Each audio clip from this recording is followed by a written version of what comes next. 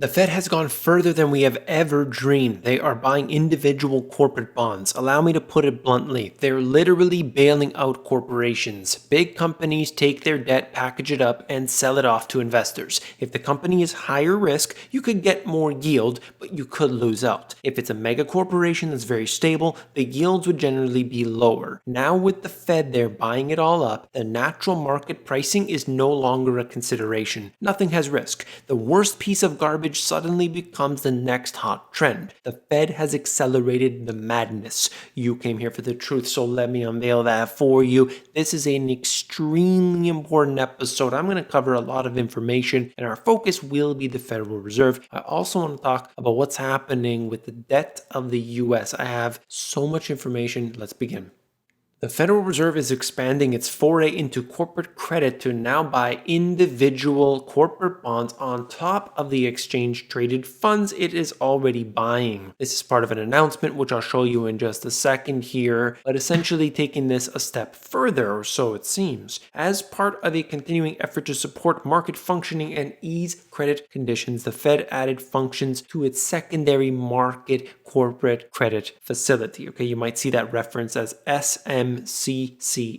The program has the ability to buy up to $750 billion worth of corporate credit. And if you know anything about any central bank, it's that these numbers here tend to grow. They say one thing, see the market's reaction. If they want more, they add more on top of it. Even what we're seeing with their bond buying program, it spiked up dramatically. It came down. If you look at what's going on with the Treasury specifically, $4 billion every single day. They're in the markets buying them up. And if you think, well, it's not 100 billion or whatever it was at its peak, so it's really low right now. You got to look at this historically. They're printing more money now than they have ever done before. And this is going on with the Treasuries, with the mortgage-backed securities, with municipal bonds, with corporate bonds. This is a bailout of the corporations out there. Of course, not the small corporations. They do highlight the details, which I'll show you the exact page in just a second, but it has to meet its criteria, and of course all of their friends on Wall Street are going to benefit.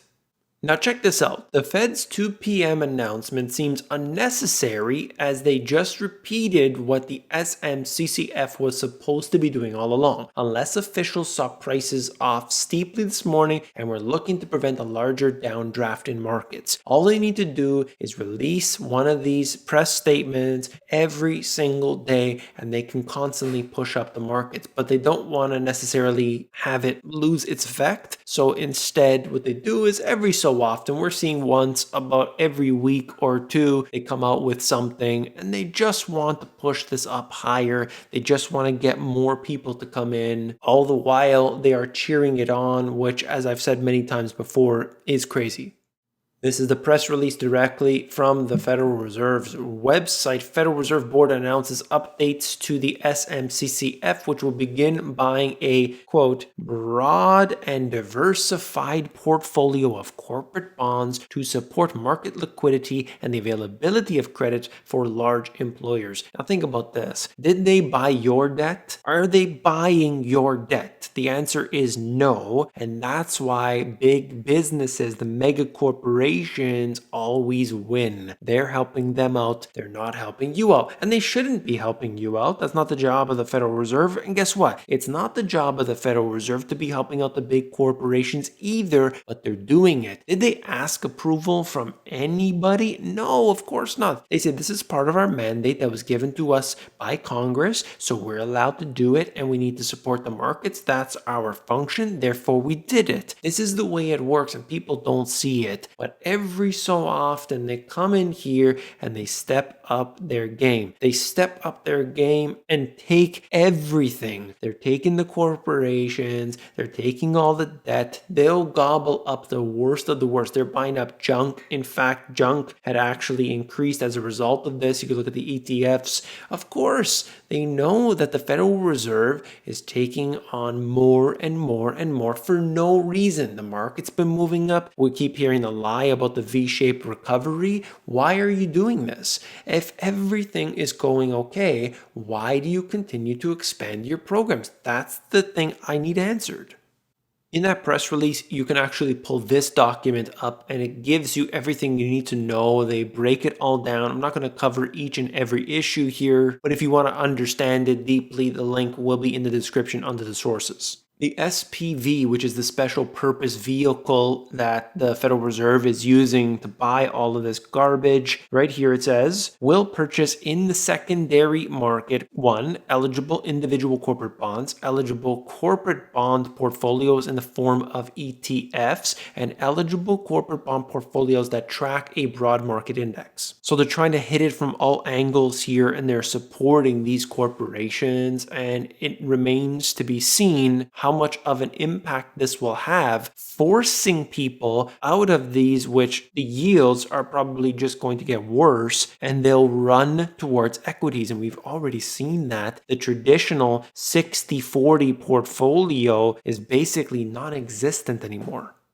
In fact, that's what this article out of the AP is talking about. You can see here the Fed's purchases should hold down corporate bond yields, making it cheaper for companies to borrow. That's really key as well, because we've already seen this for so many years. It is really cheap for companies to borrow. And number one, share buybacks have been so massive because of that. But by also lowering the return from investing in these bonds, the Fed's actions will likely encourage investors to shift money from corporate bonds to stocks in hopes of achieving a higher return. Of course, you got to take more and more risk in order to get that return. You've got serious problems though when you are a pension fund. For instance, I just read about CalPERS today. California's in big trouble because they're promising 7% return, and unfortunately, they're not getting it. Now, the market might be hitting higher than 7%, but not the pension funds. So they're actually using leverage here. I think something like $80 billion being leveraged, and they want to make this work. They're shifting towards a higher risk mentality. They're all doing this. In fact, the Swiss National Bank's doing this, Norway's doing this, but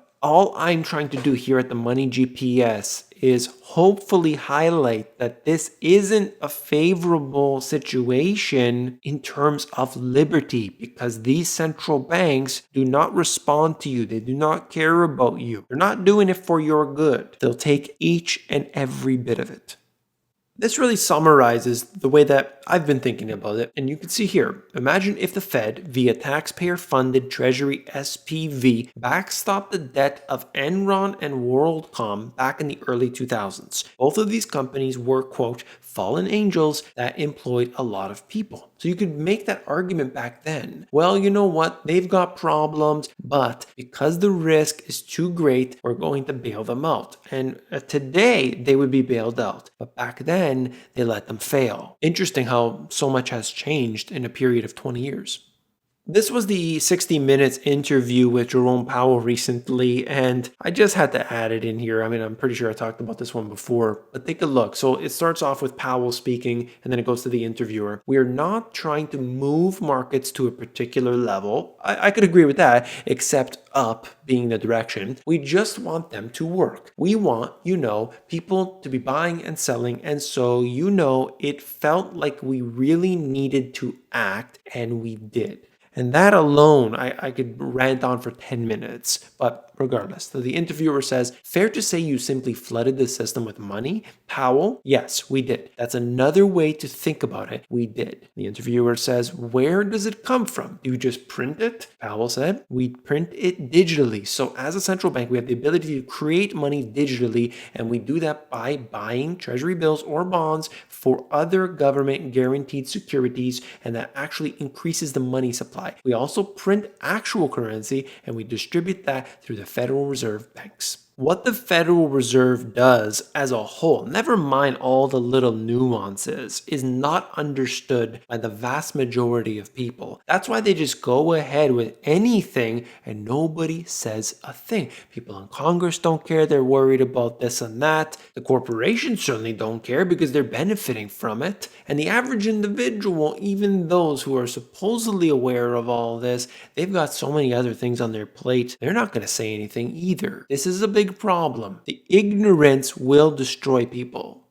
I want to make something very clear, and this is specifically evident with Hertz. I've talked about this before. We have to understand what goes on with a company going through bankruptcy. The equity holders often get screwed over. They get nothing in the end, and I want to highlight that directly from the SEC website, where we have this here, Hertz themselves talking about what may happen. Right at the bottom, we are in the process of a reorganization under Chapter 11 of Title 11 or Chapter 11 of the United States Code, Bankruptcy Code, which has caused and may continue to cause our common stock to decrease in value or may render our common stock worthless. Worthless. Does everybody understand? They're buying in. People are buying into this thing. After it came down, they went in and they bought the dip. The stock has been volatile, but it has moved up as a result. And essentially what people have been doing is handing this off to the next sucker. That's what they're trying to do. The problem is what's going to occur here is that the stock might be end up worthless and you might be left holding this garbage. Leon Cooperman says speculation by Robinhood traders in stocks like airlines will end in tears. They're just doing stupid things, and in my opinion, this will end in tears. The notion that American Airlines has an enterprise value today higher than before the situation from 2020 because of the debt that they've issued doesn't make any sense. And that's right. There are so many questions today about why the market is responding the way it is. And unfortunately, historically, whenever we see these wild and wacky times, it doesn't end well. I'm just going to race through this information here. We're going to look at what's going on with the US debt. You can see that world gold holdings, central banks have been buying up like crazy. And you can also see that the world Treasury holdings just in the last couple months here have accelerated after they've been declining basically from 2018 all the way to present. So I want to see how that trend persists. Monthly change of Treasury holdings of foreign official institutions. This has been in the negative now for quite some time. Again, something that we have to keep an eye on as time goes on.